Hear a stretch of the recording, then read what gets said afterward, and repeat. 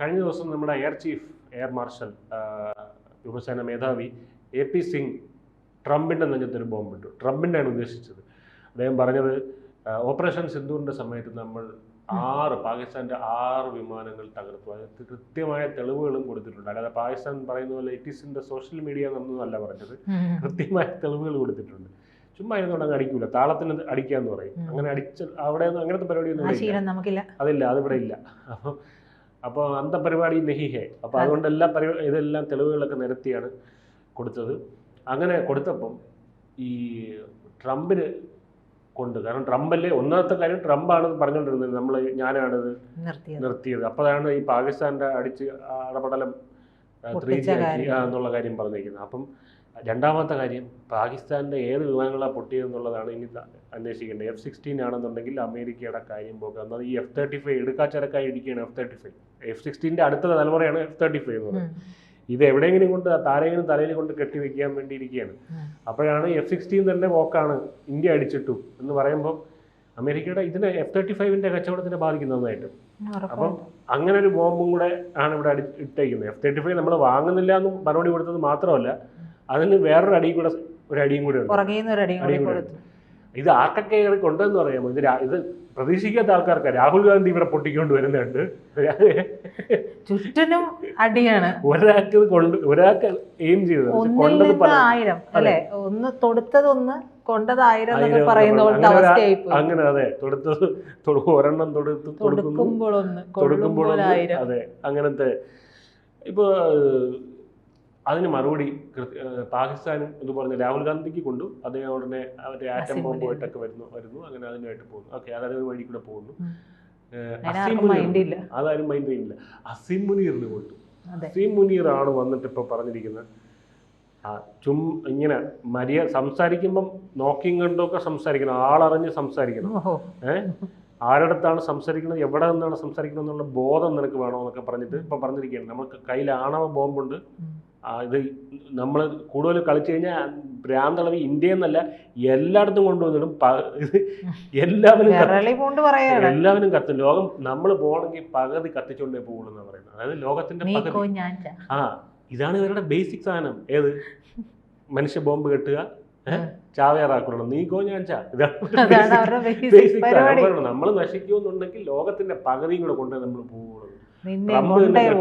Trump ഇത് കേട്ടിട്ട് ഇപ്പം നാശം വായടച്ചിട്ട് കൂടെ ഇനിയിപ്പോ ഇതിന് മറുപടി ഞാൻ പറയേണ്ടതെന്നാണ് ട്രംപ് വിചാരിക്കുന്നത്. എന്താണ് സ്വാഭാവികമായിട്ടുണ്ടാകുന്ന ഒരു കാര്യം തന്നെയാണ്. പുള്ളിക്ക് വേറെ ഒന്നും പറയാൻ പറ്റില്ല. ഫെയിൽഡ് മാർഷനാണല്ലോ, ഫീൽഡ് മാർഷൽ എന്ന് പറയാൻ പറ്റില്ല. അപ്പൊ ഫെയിലായിട്ട് തോറ്റ MLA എന്ന് പറയുന്ന പോലെ അപ്പൊ അവിടെ മൊത്തം നാണം കെട്ട് നിക്കാണ്. അപ്പൊ ഇനി ആരുടെങ്കിലും മുതുകത്ത് കയറണം, ആരുടെങ്കിലും കയറാനും പറ്റൂല. നോക്കി കളിച്ചില്ലെങ്കിൽ പണിയും കിട്ടും. അതെ, അവിടെ അടിച്ചുകൊണ്ടിരിക്കും. അതെ, അതിന്റെ ഇടയിൽ ഇപ്പൊ മുതുകത്ത് കയറാൻ സ്വാഭാവികമായി ശ്രമിക്കുക ഇന്ത്യയുടെ തന്നെയാണ്. അപ്പൊ ഇന്ത്യയിലോട്ട് ഒരു ആക്രമണത്തിനുള്ള പ്ലാനൊക്കെ മൂപ്പരവിടെ നടത്തുന്നുണ്ട്. അപ്പൊ അതിന്റെ ഇങ്ങനെ നമ്മൾ പറയില്ല, പുറകിൽ നിന്ന് ഞാൻ താങ്ങി നിർത്തിക്കോളാം, നീ തല്ലിക്കോ എന്ന് പറയുന്ന പോലത്തെ ഒരു അവസ്ഥയാണ് ട്രംപ് അസീം മുനീറിനോട് പറയുന്നത്. അപ്പോൾ അസീം മുനീറിന് വേറൊരു വാഗ്ദാനം എന്ന് പറയുന്നത് ഷെഹബാസിനെ അട്ടിമറിച്ച് ആ പ്രധാനമന്ത്രി കസേരയും കൂടി അങ്ങ് ഇരുന്ന് കഴിഞ്ഞിട്ടുണ്ടെങ്കിൽ പക്ഷേ പൊതുവിൽ അവിടെ സംഭവിച്ചിട്ടുള്ള കാര്യം, ഈ ഫീൽഡ് മാർഷൽ ആയിട്ടുള്ള ആൾക്കാർ അല്ലെങ്കിൽ പട്ടാള മേധാവിമാര് അമേരിക്കയെ പോയി കണ്ടിട്ടുണ്ടെങ്കിൽ പിന്നീട് നടക്കുന്നത് പാകിസ്ഥാനിൽ ഒരു അട്ടിമറിയായിരിക്കും. പിന്നെ മറ്റേ ചരിത്രം അങ്ങനെയാണ്, പട്ടാഭിഷേകമാണ് നടക്കുന്നത്. ഇനി അതുമല്ല, ഈ മൂപ്പിലാന് അവിടെ ഒരു വിലയില്ലാണ്ടായി. അപ്പോൾ എന്തായാലും ഇങ്ങേർക്ക് മുതുകത്ത് കയറാൻ പറ്റുന്നത് ഇങ്ങോട്ടേക്കാണല്ലോ, എളുപ്പത്തിൽ കാര്യം നടത്താൻ പറ്റുന്നത് ഇന്ത്യയുടെ മേലല്ല. സ്വാഭാവികമായും പാകിസ്ഥാൻ എന്നും ഈ പറയുന്ന പോലെ കുത്തിത്തിരിപ്പുണ്ടാക്കാൻ വന്നിട്ടുള്ളത് ഇന്ത്യയുടെ നേരെയാണ്. അയാളുടെ പഴയ വിശ്വാസ്യത അല്ലെങ്കിൽ ഈ ഭീകരന്മാർക്കിടയിലൊക്കെ ഒരു വലിയ വലിയൊരു ഒരു ബിംബമായിട്ടൊക്കെ നിന്നുകൊണ്ടിരുന്ന ആളല്ലേ. അപ്പോൾ ഇപ്പോൾ ഭീകരർക്കൊന്നും ഒരു വിലയില്ല. ഇടയ്ക്ക് അതിൽ കൂടി പോകുമ്പോൾ പറയാം, എന്നെ ഒന്ന് വില വെച്ചിട്ടോ, ഞാൻ ഫീൽഡ് മാർഷലാ എന്ന് പറയുന്ന ഒരവസ്ഥയിലേക്കാണ് അസീം മുനീറിൻ്റെ കാര്യങ്ങൾ ചെന്ന് എത്തിയിട്ടുള്ളത്. അപ്പോൾ അസീം മുനീറിനെ എങ്ങനെയും തിരിച്ചു വരാൻ വേണ്ടിയിട്ടുള്ള പ്രവൃത്തി കൂടിയാണ് ഇപ്പം ഈ പറഞ്ഞിട്ടുള്ള എന്താ പറയുക ആണവ രാഷ്ട്രമാണ് ഞങ്ങൾ ഇല്ലാതാകുമെന്ന് തോന്നിയിട്ടുണ്ടെങ്കിൽ ലോകത്തിൻ്റെ പകുതി ഭാഗത്തെയും ഞങ്ങൾ കൂടെ കൊണ്ടുപോകും എന്നുള്ളതാണ് പറഞ്ഞിരിക്കുന്നത്. അത് എവിടെയാണ് പോയി പറഞ്ഞിരിക്കുന്നത്? യുണൈറ്റഡ് സ്റ്റേറ്റ്സ് സെൻട്രൽ കമാൻഡിൻ്റെ സ്ഥാനമൊഴിയുന്ന കമാൻഡർ ജനറൽ മൈക്കൽ കുറില്ലയുടെ വിരമിക്കൽ ചടങ്ങിൽ പങ്കെടുക്കാൻ എത്തിയപ്പോഴാണ് ഈ പറയുന്നത്.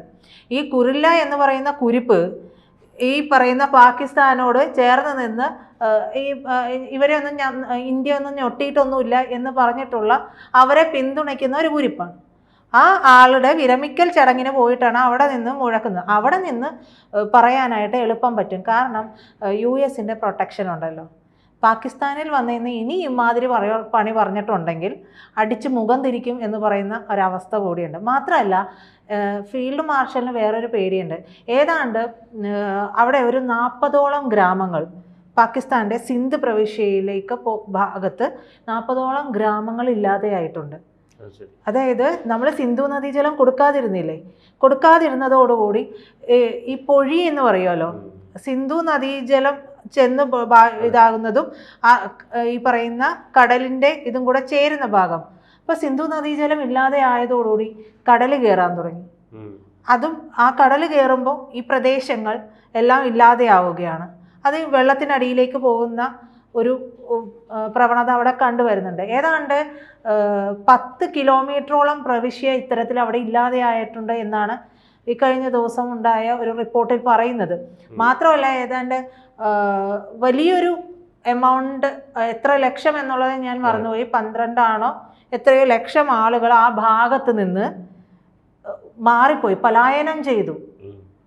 അവർക്ക് അവിടെ ജീവിക്കാൻ സാധ്യമല്ല. വരൾച്ച വന്നു, കടലെടുത്ത് വരുന്നു. മാത്രമല്ല കയറുന്നത് മുഴുവൻ ഓരുവെള്ളമല്ലേ. ഈ ഓരുവെള്ളം കയറിയിട്ടുണ്ടെങ്കിൽ ഇനി ആ ഭൂപ്രദേശം എന്നാണ് കൃഷിയോഗ്യമാകുക?